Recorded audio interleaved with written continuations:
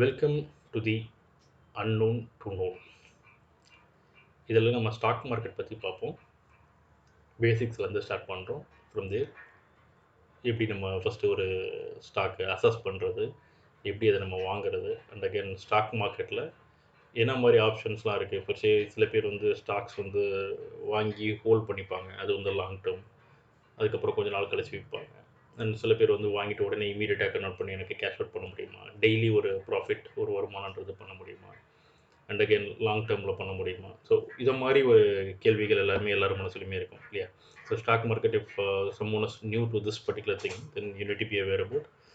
இதெல்லாம் நீங்கள் வந்து கொஞ்சம் தெரிஞ்சுக்கணும். ஸோ அந்த ஒரு ஆஸ்பெக்ட்ஸில் ஃபண்டமெண்டல்ஸ்லேருந்து ஸ்டார்ட் பண்ணுறோம். We will start to cover ஸ்டாக்கில் டெலிவரினா என்ன, இன்ட்ராடேனா என்ன, index, stock based index. So எல்லாமே இது மாதிரி நம்ம பார்க்க ஆரம்பிப்போம். சரிங்களா. ஸோ ஃபஸ்ட்டு நம்ம பேசிக்ஸ்லேருந்து பார்ப்போம். ஸ்டாக் மார்க்கெட்டில் என்ன இது, பழங்கள், ஸ்ட்ராபெரி, ப்ளம்ஸ், கிரேப்ஸ் எல்லாம் காமிக்கிறமே அப்படின்னு பார்த்தீங்கன்னா, ஓகே. ஸோ ஏன் இதை நான் ரிலேட் பண்ண ட்ரை பண்ணுறேன் அப்படின்னா, ஸ்டாக் மார்க்கெட்டுன்றது ஒன்றும் பெரிய ராக்கெட் சயின்ஸ் மாதிரி ஒரு விஷயம் கிடையாது. எல்லாருமே ஈஸியாக கற்றுக்கலாம். அன்றாடம் வாழ்க்கையில் நீங்கள் எப்படி வந்து ஒரு பழங்கள் வாங்குறீங்க, காய்கறி வாங்குறீங்க, ஒரு ப்ரொவிஷன்ஸ் வாங்குறீங்களோ, ஸோ அதே மாதிரி தாங்க ஸ்டாக் மார்க்கெட்டும். என்னென்னா you are buying something and keeping A profit and trying to sell it இல்லை, அதே தான். ஸோ பொருள் வாங்குவீங்க, அதில் ஒரு ப்ராஃபிட் வந்ததுக்கப்புறம் அதை நீங்கள் செல் பண்ண ட்ரை பண்ணுறீங்க. அண்ட் அகெயின் அந்த பொருள் ஃப்ரெஷ்ஷாக இருந்தால் நல்லா இருக்குது அப்படின்ற மாதிரி. இப்போ ஃபஸ்ட்டு இந்த பழங்களை பொறுத்த வரைக்கும் ஃப்ரெஷ்ஷாக இருக்கும்போது the buyer should be there to buy it from you. அதே இது ராட்டன், அந்த அழுகி போகிறது, ஒரு மாதிரி கேட்டு போகிற மாதிரி ஆயிடுச்சுன்னா இந்த வேல்யூ வில் கெட் எரோடட் இல்லையா. வேல்யூன்றது இருக்காது. ஸோ நீங்கள் போட்ட பணம்லாம் வேஸ்ட்டாக போயிடும். இது நல்லா இருக்குது, நல்லா இருக்கும் அப்படின்னா அதுக்கு வந்து ஒரு மதிப்புன்றது இருக்கும். ஸோ அதே தாங்க இதுவும் stock market in that aspect. So இதில் பார்த்தீங்கன்னா இது என்னது, பச்சை, சிவப்பு அப்படின்ற மாதிரி இருக்குது. அப்படின்ற மாதிரி பார்த்தீங்கன்னா இதோட ட்ரெண்ட் அப்படின்றத நம்ம சொல்லுவோம். சரிங்களா. ஸோ ட்ரெண்ட் அப்படின்னா எப்படி நம்ம இதோட ரேட் ஃபஸ்ட்டு நேற்று என்ன ப்ரைஸில் இருந்துச்சு, ஒரு மாதத்துக்கு முன்னாடி என்ன ப்ரைஸில் இருந்துச்சு, இதெல்லாம் நீங்கள் தெரிஞ்சுக்கணும்னு நினைக்கிறீங்க. அதை வச்சு நீங்கள் வந்து ஒரு ஏற்றம் இறக்கத்தை பார்க்கணும்னு நினைக்கிறீங்கன்னா அதுக்கு இந்த மாதிரி கிராஃப்ஸ் இதெல்லாமே நம்ம பண்ணுவோம். ஸோ இதெல்லாமே அப்கமிங் செஷனில் நம்ம பார்க்கணும். ஸோ எந்த ஒரு ஸ்டாக்காக இருந்தாலுமே அதுக்கு வந்து ஒரு முக்கியமான டேர்ம் வந்து EPS, earning per share. So ஒரு ஷேருக்கு அது எவ்வளோ ஏர்ன் பண்ணுது அப்படின்றது தாங்க வேல்யூ. ஸோ இந்த வேல்யூ வந்து எப்பயுமே வந்து it should be high. So இந்த வேல்யூ நீங்கள் எங்கெல்லாம் பார்க்கலாம் அப்படின்னா இதோட கேல்குலேஷன் எல்லாமே அப்கமிங் செஷன்ஸில் நம்ம டீட்டெயில்டாக பார்ப்போம்.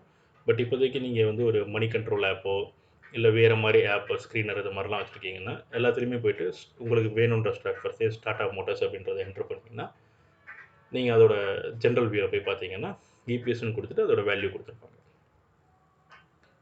And again P, price to earnings, இது வந்து லோவாக இருக்கணும். இதோட கால்குலேஷனும் அப்கமிங் செஷன்ஸில் நம்ம டீட்டெயிலாக பார்க்கலாம். என்ன ஃபார்முலா யூஸ் பண்ணுறாங்க, எப்படி எடுத்துன்றது. First outstanding shares divided by the இபிஎஸ்ன்ற மாதிரி வரும்.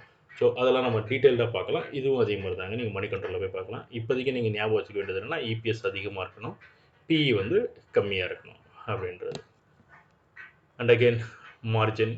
ஸோ எல்லா கம்பெனிலையுமே ஒரு மார்ஜின்ன்றது வைப்பாங்க. இது வந்து நீங்கள் வந்து பேலன்ஸ் ஷீட்டில் அவங்களோட குவார்டர்லி ரிசல்ட்ஸு ஆஃப் அந்த இயர்லி ரிசல்ட்ஸ்லாம் கொடுப்பாங்க இல்லையா. அந்த ரிசல்ட்ஸில் வந்து you will be able to find this OPM, NPM இதெல்லாமே இங்கே பார்க்கலாம். ஸோ ஆப்ரேட்டிங் ப்ராஃபிட் மார்ஜின், அந்த பொருள் விற்கிறாங்க, அந்த பொருள் விற்கும் போது அவங்களுக்கு எவ்வளோ மார்ஜின் இருக்குது அப்படின்றது இருக்கணும். ஸோ ஆப்ரேட்டிங் மார்ஜின் வந்து நல்லா கொஞ்சம் பெருசாக இருந்துச்சுன்னா தே ஆர் ரியலி ப்ராஃபிட்டபிள் அப்படின்ற மாதிரி காமிக்கும். And again net profit margin அப்படின்னா ஆப்ரேட்டிங் ப்ராஃபிட் மார்ஜின் அப்படின்றபோது அதில் அந்த எக்ஸ்பென்சஸ் எல்லாத்தையுமே மைனஸ் பண்ணிவிட்டு அதுக்கப்புறம் வரும்போது அந்த நெட் ப்ராஃபிட் மார்ஜின்ற மாதிரி வருவாங்க. ஸோ இது ரெண்டுமே நல்ல ஒரு வேல்யூவில் இருக்குங்க. And again revenue. ஸோ இதுதான் வந்து மொத்த சேல்ஸ் அப்படின்ற மாதிரி சொல்லுவாங்க. ஸோ அந்த 3 மாதத்துக்கோ குவார்ட்டர்லினா இல்லை இயர்லிக்கோ அவங்க மொத்தம் எவ்வளோ விற்றுருக்காங்க, சேல்ஸ் பண்ணியிருக்காங்க அப்படின்ற மாதிரி வரும். அது இல்லாமல் அடாக் இன்கம்ஸ்ன்றது சில நேரத்தில் அவங்க வந்து ஒரு பர்டிகுலர் சைட்டை வந்து மொத்தமாக சேல் பண்ணியிருக்கலாம். ஸோ அதை மாதிரி இதுவுமே ஆட் ஆகும். பட் மோஸ்ட்லி இந்த பீரியடிக்கல் இன்கம் தான் வந்து நீங்கள் கன்சிஸ்டண்ட்டாக பார்க்கணும். ஸோ எவ்வளோ சேல்ஸ் வந்து அவங்க வந்து காமிக்கிறாங்க. ஸோ லாஸ்ட்டு 3 மந்த்ஸில் ஃபர்ஸ்ட் ரூ.100 ஒரு சேல்ஸ் பண்ணியிருக்காங்கன்னா அடுத்த 6 மந்த்ஸில் வரும்போது அது ரூ.200 இருக்கா, ரூ.150 இருக்கா, அந்த மாதிரி சேல்ஸ்ன்றது இன்க்ரீஸிங்காக இருந்துச்சுன்னா நல்லாயிருக்கும். Cash flow. ஸோ கேஷ் ஃப்ளோவும் ஒரு முக்கியமான ஆஸ்பெக்ட். அந்த கம்பெனிக்கு வந்து கேஷ் கையில் எவ்வளோ இருக்குது, அப்போ தான் வந்து அவங்களால வந்து அந்த லிக்விடிட்டியை வச்சு ஆப்ரேட் பண்ண முடியும். பர்சே நியூ இன்வெஸ்ட்மெண்ட் பண்ணுறாங்க அப்படின்னாலாம், அதெல்லாம் பண்ணுறதுக்கு அவங்களுக்கு வந்து ஒரு கேஷ் ஃப்ளோன்றது ஒரு நல்ல இது வேணும். சரிங்களா? அப்போ தான் வந்து அவங்க ஒரு ஆர்என்டியில் இன்வெஸ்ட் பண்ண முடியும். அப்போ புதுசாக ஒரு ப்ராடக்ட்ன்றதை எடுத்துகிட்டு வர முடியும்.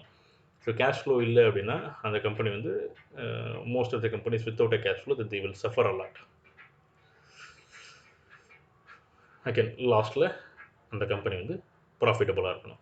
So gross profit before expenses and tax இந்த எக்ஸ்பென்ஸ் எல்லாம் டிடக்ட் பண்ணுறதுக்கு முன்னாடி வர்றது கிராஸ் ப்ராஃபிட். நெட் ப்ராஃபிட்ன்றது டேக்ஸு, எக்ஸ்பென்ஸு இது எல்லாத்தையும் டிடக்ட் பண்ணதுக்கப்புறம் வர்றது.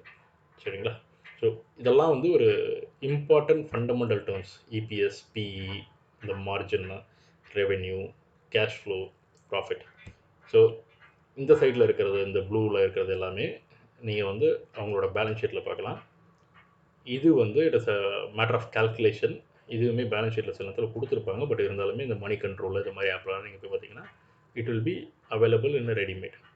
ஓகேங்களா? ஸோ இதை வச்சு நீங்கள் ஒரு ஸ்டாக் வாங்குறீங்க அப்படின்னா you need to carefully assess all these things, then you need to buy it. இப்போ நம்ம ஒரு இடம் வாங்குகிறோம் அப்படின்னா டக்குன்னு போய் நம்ம ஒன்றும் வாங்கிட போகிறது கிடையாது. அந்த இடம் வந்து நல்லா இருக்கா எல்லாமே பார்ப்போம்.